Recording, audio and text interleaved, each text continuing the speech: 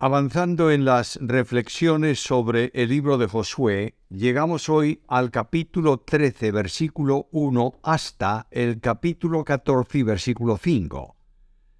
Esta parte trata de recibir la heredad. Cuando leemos ese pasaje, que por la extensión vamos a ir haciendo como de costumbre, mencionando los textos a medida que sea necesario, entramos en la segunda sección del libro, que concluyó con el capítulo 12, en el que se hace un resumen de la conquista de la tierra con la relación de los reyes derrotados por Moisés y por Josué. Los dos personajes son figura de Cristo, que lleva a su pueblo en triunfo y cumple sus promesas de bendición, llevando al pueblo de Israel a la tierra prometida. El desarrollo de la conquista sirvió al pueblo de Israel para adquirir una maravillosa experiencia de la relación y de la dependencia con Dios, así como del cuidado que debe mantenerse para vivir una vida victoriosa. Dios, que les había dado la victoria, es quien ahora les reparte la tierra. Todo el honor corresponde, por tanto, a Él. La primera parte tiene que ver con la división de la tierra de Canaán, y en realidad se extiende todo eso hasta el capítulo 24. Hoy vamos a considerar dos cosas. Primero, las instrucciones a Josué, en los primeros 7 versículos de este capítulo 13. La situación de Israel es clara.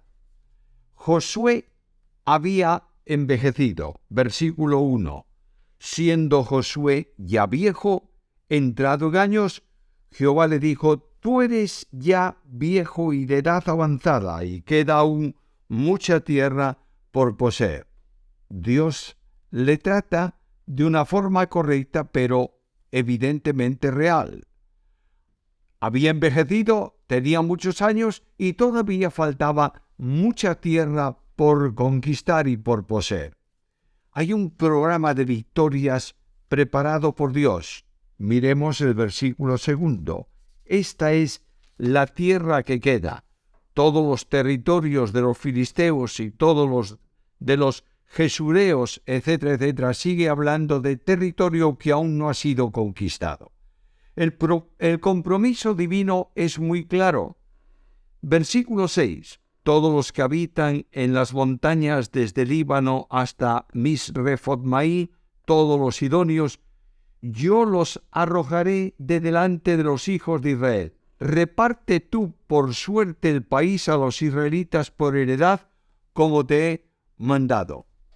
Vamos a conquistar, falta territorio, pero todo es vuestro. La aplicación espiritual es sencilla.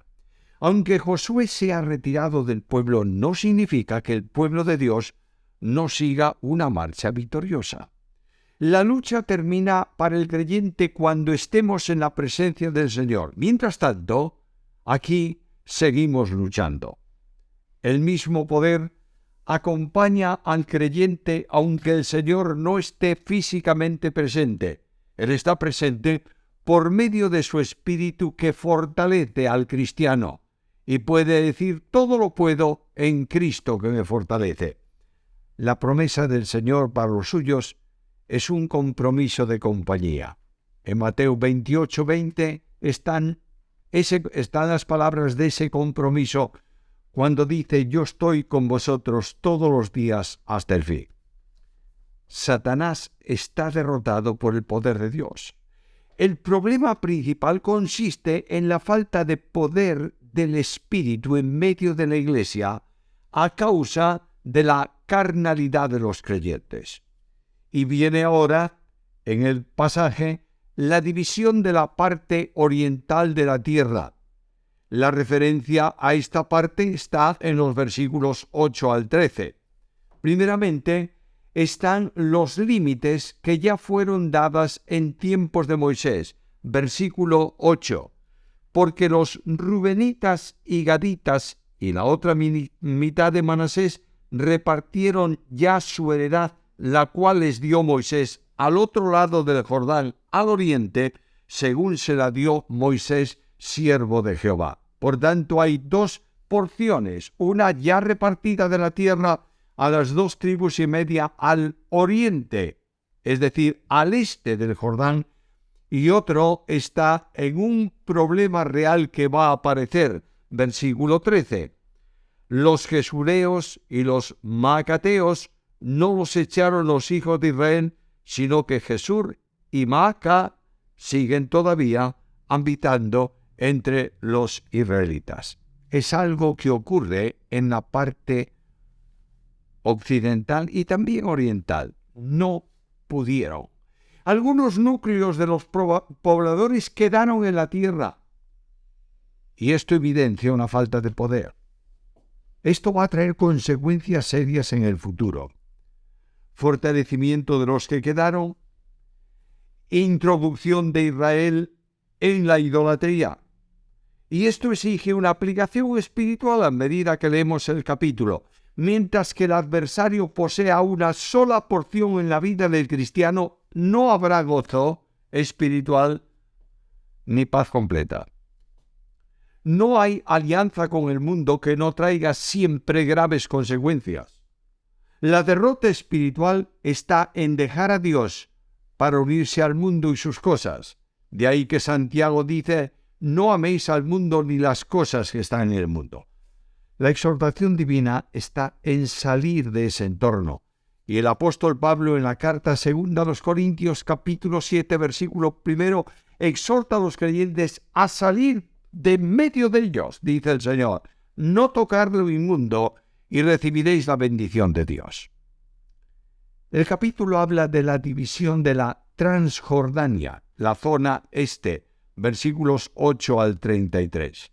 Y se establecen con precisión los límites de esa tierra. Hay en ella también una porción para los levitas, y debemos recordarlo, versículo 14.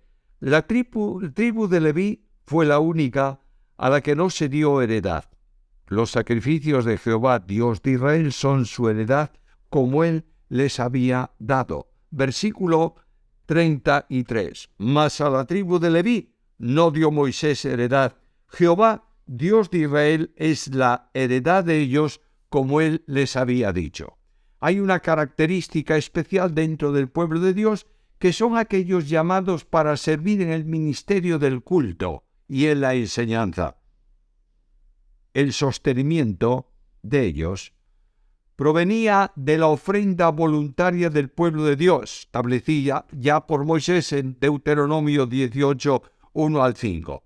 Participaban ellos en los sacrificios, participaban en los diezmos y en las ofrendas.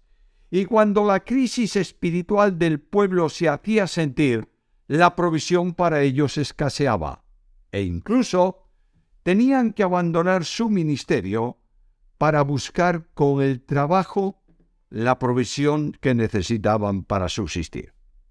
La aplicación espiritual es sencilla. Una nota general.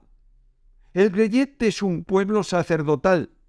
No hay una casta específica. Primera carta de Pedro, capítulo 2, versículos 4, 5, 9, dice: vosotros sois linaje escogido, real sacerdocio.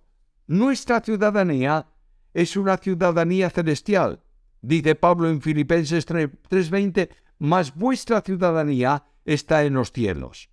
Por tanto, la Iglesia no espera una herencia terrenal, sino una herencia celestial.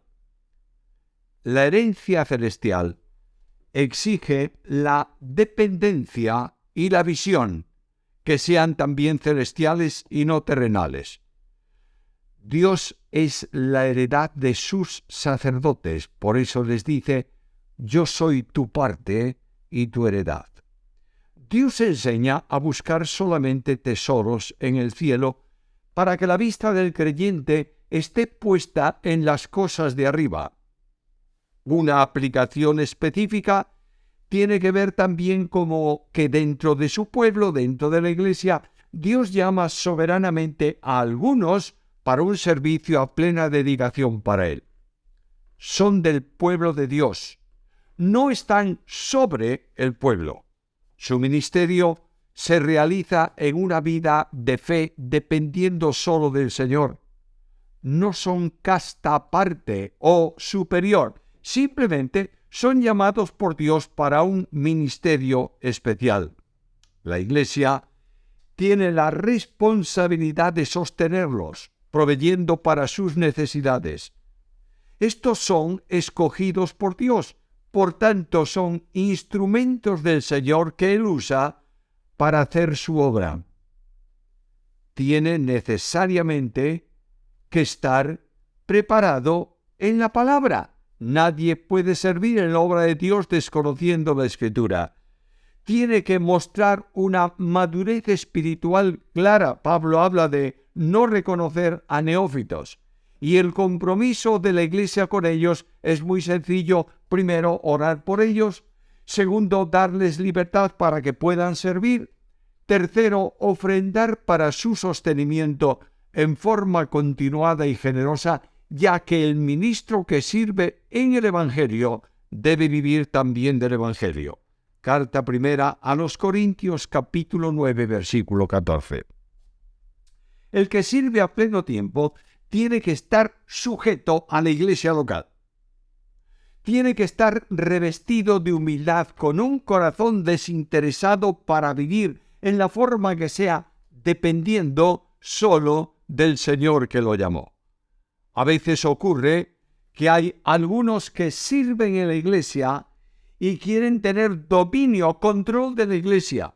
Hay un ejemplo muy característico del Nuevo Testamento de aquel hombre a quien Juan menciona en su epístola, que se llama Diótrefes, que quiere tener el primado. Y aquellos de la iglesia que no atienden a sus demandas, a su sistema, a su forma, son expulsados de la iglesia. Dios nos enseña en este capítulo a sentirnos bendecidos, primero por ser pueblo de Dios, segundo por ser sacerdotes espirituales, tercero porque nos permite servirle continuamente en todas las cosas, y algunos específicamente dejar de trabajar, dejar de hacer lo que habitualmente es bueno y necesario para servir al Señor a pleno tiempo en la edificación de su iglesia.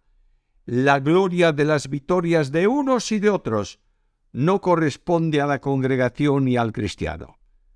Es la victoria del Señor, que nos lleva en Cristo siempre en triunfo.